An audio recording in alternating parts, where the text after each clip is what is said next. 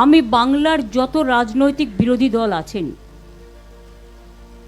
তৃণমূল কংগ্রেসে থেকে আমি আবেদন জানাচ্ছি, যদি মনে হয় আবেদনটা গ্রহণযোগ্য করবেন, তা নাহলে করবেন না, এটা আপনাদের অধিকার। কিন্তু আবেদন জানাতে তো কোনো অসুবিধে নেই। তাদের সবাইকে নিয়ে আমি বলবো জোট বাঁধুন। আমরা সবাই চাই একটা যৌথ প্ল্যাটফর্ম তৈরি হোক, যে প্ল্যাটফর্মে অল পলিটিক্যাল পার্টি যারা বিজেপির এগেনস্টে, এমনকি আপনারা যদি বলেন লেফটিস্ট, আমার কোনো ইগো নেই, আমি সবাইকে নিয়েই চলতে চাই। 2011 সালে তিনি পরিবর্তনের ডাক দিয়েছিলেন এবং তা সফল হয়েছিল। 15 বছর বাদে আবার এক পরিবর্তন হলো, কিন্তু এইবারের পরিবর্তনে তাকেই চলে যেতে হলো ব্যাকসিটে। উল্লেখযোগ্য, এইবারের পরিবর্তনে কিন্তু তার যে রাজনৈতিক স্টান্স, তাতেও পরিবর্তন এলো। যে বামেদের, যে সিপিআইএমের বিরোধিতা করে জন্ম হয়েছিল তৃণমূল কংগ্রেসের, সেই সিপিএমকেই এবার পাশে চাইলেন তৃণমূল কংগ্রেস নেত্রী মমতা বন্দ্যোপাধ্যায়। আর তাতে কি কি প্রতিক্রিয়া এলো দেখাবো আপনাদের।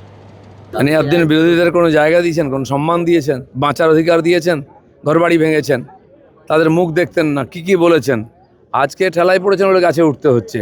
শুনুন, মমতা ব্যানার্জির এই রাজনীতি, এই যে স্যান্ডউইচ রাজনীতি, এটা চলবে না। আজ মানুষ ওনাকে ধাক্কা দিচ্ছে, চুপ করে বসুন না, কিছুদিন দেখুন কি হচ্ছে। কেউ আপনার সঙ্গে নেই, আপনার পার্টির লোকেরাও নেই। পার্টির লোকেরা ঘর ছাড়া, তাদের খোঁজ খবর নিন। উপায় নেই, ছাড়তে হবে, গণতন্ত্র, মানুষের রায়। উনি ড্রামা করেন একটু খবরে থাকার জন্য, তারপর লাইনে এসে যান। সবাই দেখতে পেয়েছেন। দেখুন, এখন আহ্বান করে কী হবে? ইন্ডিয়া অ্যালায়েন্স পার্টনারদের মধ্যে যে কোনো ইউনিটি নেই, সেটা সারা ভারতবর্ষের মানুষ জানে। আজকে ইলেকশন হওয়ার সাথে সাথে রেজাল্টও তখন বেরোয়নি। রাহুল গান্ধী বললেন যে আজকে বিজেপির এই উত্থান মমতা ব্যানার্জির জন্য হয়েছে। সুতরাং যে একে অপরকে দোষ দেয়, একে অপরকে নিচু করে, ছোট করে, যাদের নীতি আদর্শ বলে কিছু নেই, যারা শুধু সময় বিশেষে তাদের নীতি আদর্শকে বদলায়, তাদেরকে ভারতবর্ষের মানুষ বিশ্বাস করে না। আর মমতা ব্যানার্জি আল্ট্রালেফটদের সমর্থন করবে, এটা আমি তো অবাক হচ্ছি না। যে মমতা ব্যানার্জি বিএসএফকে চটি ঝাঁটা লাঠি মেরে হাতা খুন্তি দিয়ে অ্যাটাক করতে বলে, যে মমতা ব্যানার্জি শেখ শাহজাহানের পাশে দাঁড়ায়, যে মমতা ব্যানার্জি পেহেলগাঁওতে প্রশ্ন করে, আমাদের বালাকোটে প্রশ্ন করে, আমাদের যে আমাদের হলো দিল্লিতে যে সাংসদে আক্রমণ হলো সেটা নিয়ে প্রশ্ন করে, প্রত্যেকটা বিষয়ে ভারতবর্ষকে ছোট করে দেখায় আর পাকিস্তানের সুরে কথা বলে, সেই মমতা ব্যানার্জি আল্ট্রা লেফট যারা ভারতবর্ষের সুরক্ষাকে বিঘ্নিত করছে, যারা অন্য এনিমি দেশের সাথে, শত্রু দেশের সাথে হাত মিলিয়ে দেশের ক্ষতি করছে, আজকে তাদের সমর্থন চাইছে। উনি তো দেশপ্রেমী আমি কোনোদিন বলিনি, দেশ বিরোধী বলেছি। মমতা ব্যানার্জি, আপনি দেশ বিরোধী। বিজেপি যে একটা ভয়ঙ্কর শক্তি, ফ্যাসিবাদী শক্তি, এটা মানুষ ক্রমশই বুঝতে পারছেন এবং বুঝতে পারবেন। বিশেষ করে বাংলা, তার সভ্যতা, সংস্কৃতি সব মিলিয়ে বিজেপিকে রুখতে হবে, এটা নিয়ে কোনো সন্দেহ নেই। বামপন্থী শক্তি মানুষকে সঙ্গে নিয়েই সে কাজ করবে, সমস্ত মানুষকে সে দায়িত্ব পালন করতে হবে, এটা নিয়ে কোনো সন্দেহ নেই। কিন্তু মমতা ব্যানার্জি কি বলেছেন আমি ঠিক মানে বুঝলাম না। উনি এখনো বিরোধী হলেন কি হলেন না, পদত্যাগ করলেন না, নানাবিধ প্রশ্ন। কিন্তু মমতা ব্যানার্জির কি সেই ক্রেডিবিলিটি আছে? ওনার কথা সবাই আসবেই বা কেন? ওনার গোটা বাহিনী তো এখন বিজেপি হয়ে গেল। ওনার আমলেই তো বিজেপি ক্রমশ শাখা বাড়িয়েছে। উনিই তো বলেছিলেন বিজেপি আমার ন্যাচারাল অ্যালি, বিজেপিকে ফ্রন্টে এনে লড়বো। কে বলেছিলেন? উনি পশ্চিমবাংলায় বিজেপিকে ইনস্টল করে দিয়েছেন। এ অপরাধটা ওনার, এ দায়িত্বটা ওনার, কোনো সন্দেহ নেই। ফলে ওনার সেই ক্রেডিবিলিটি নেই।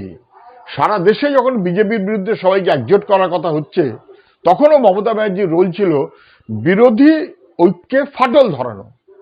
উনি সবাইকে এক করে করবেন, এসব কষ্ট কল্পনা, এসবের কোনো মানে হয় না।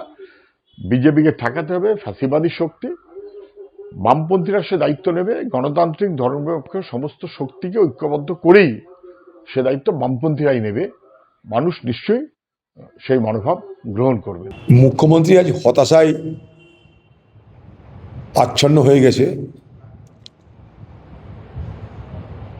আমরা শুধু দেখতে চাই বিকেল 4টে থেকে 6টার মধ্যে কে কে গেল ওনার বাড়িতে দেখা করতে, আন্দোলন করতে, তাদের ছবিটা একবার দেখতে চাই।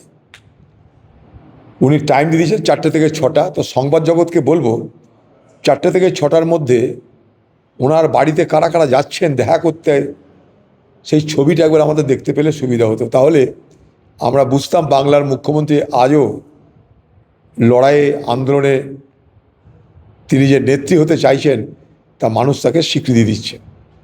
এখন তো মুখ্যমন্ত্রী খোকাবাবুর যে বাড়ি সেটা এখন মিউজিয়াম হয়ে যাচ্ছে।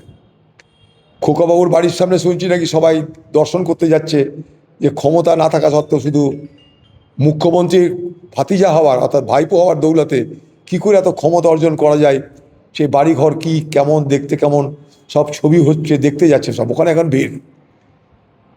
খোকাবাবুর বাড়িটা মিউজিয়াম হয়ে গেছে, আগামী দিনে দিদির বাড়িটা হয়তো হয়ে যাবে মিউজিয়াম। দিদিকে কোথায় দেখবো জানি না, হাজরা মোড়ে কী করবে দিদি আমাদের জানা নাই। তবে 4টে থেকে 6টার মধ্যে কে কে যাচ্ছে আমি আবার দেখতে চাই।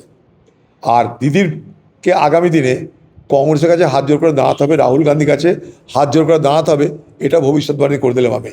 রবীন্দ্র জয়ন্তীর যে অনুষ্ঠান থেকে বিজেপি বিরোধী শক্তিগুলিকে একত্রিত হওয়ার বার্তা দিলেন মমতা বন্দ্যোপাধ্যায়, সেই দিনের তার পোশাকেও ছিল কিন্তু একটি পরিবর্তন। সাধারণত নীল পাড় সাদা শাড়িতে দেখা যায় প্রাক্তন মুখ্যমন্ত্রী মমতা বন্দ্যোপাধ্যায়কে, অথচ এইবারের যাকে দেখা গেল সাদা শাড়ি তো ছিলই, কিন্তু পাড়ের রং ছিল হালকা লাল।